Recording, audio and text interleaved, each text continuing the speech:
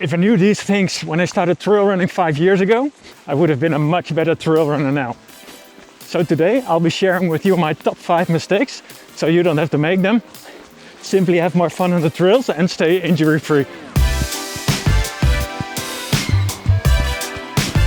If you're new to the channel, hi, my name is Thomas and I'm a Dutch trail runner, family dad and content creator for the trail running community. So now let's dive into the mistakes and how to avoid them.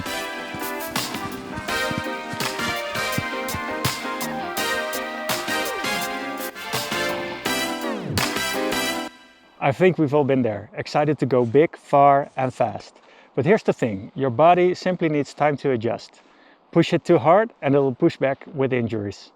So make sure you don't build up your training volume too fast. It's amazing to see what the body is capable of and what it can get used to, but this process simply needs time. Unless you want to harden yourself no matter the impact on your body, the most sustainable way to run longer while have fun on the trails is to build up slow. So big tip, stick to the 10% rule. Increase your training no more than 10% per week, with every 4th week as an easy one. Think of it as being kind to your body, and it'll thank you by letting you enjoy the trails all season long.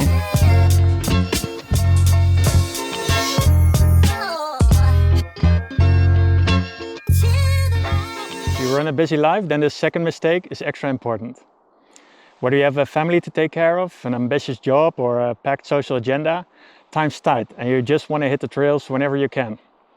But here's the thing, going out cold without a proper warm-up is a recipe for stiff ligaments, grumpy tendons and muscles that feel like you just rolled out of bed.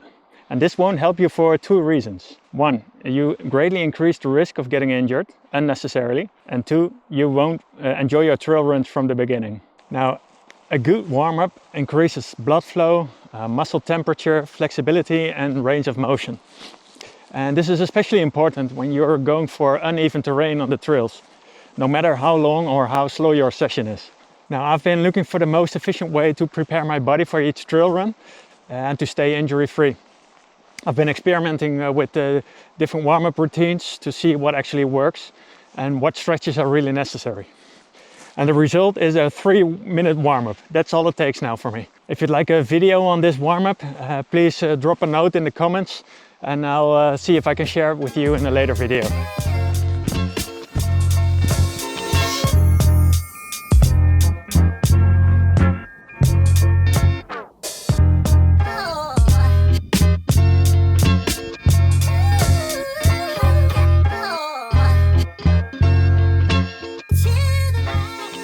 Now, trail running surely isn't about the no pain, no gain method. And there's an important reason for this. The real gains happen just below your aerobic threshold.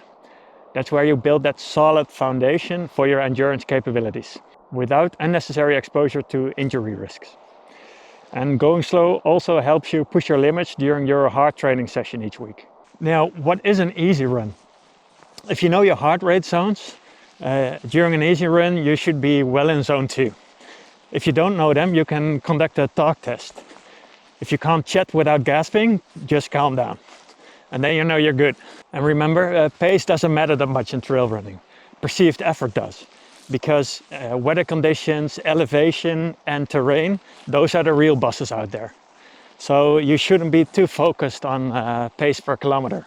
And it's those long, easy runs that seems to go by effortlessly why I love trail running so much.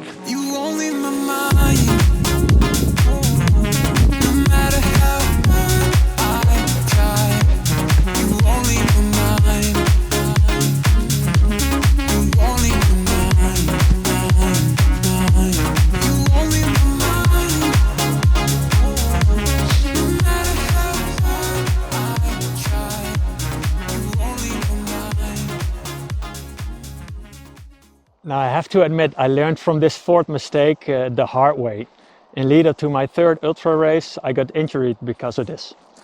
I ran 80 kilometers week after week, but I skipped strength and flexibility training. My tendons lacked elasticity, my muscles lacked flexibility, and my ligaments got stiff.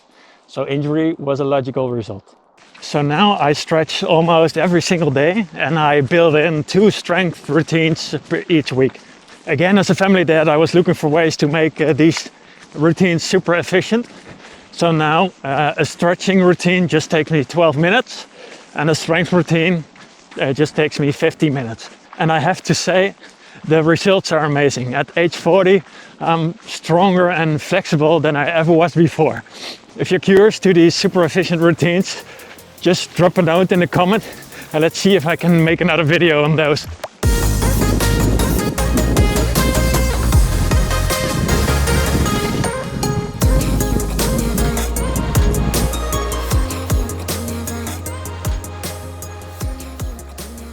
The fifth and final mistake is more of a mental attitude. If you need to skip a training session during the break because you want more time with family or your work requires more attention, don't worry. Don't worry about if a single training session didn't go as planned. Just zoom out a bit. As some of the elite trail runners put it, it's not about how well you did during one session, but it's about how many training weeks you can collect in an entire year. So I hope you found this video helpful in a way, and if you liked it, I appreciate if you hit that thumbs up button and subscribe to the channel. Also let me know in the comments below if you've made any of these mistakes yourself, or if you have any other trail running mistakes to share with the trail running community.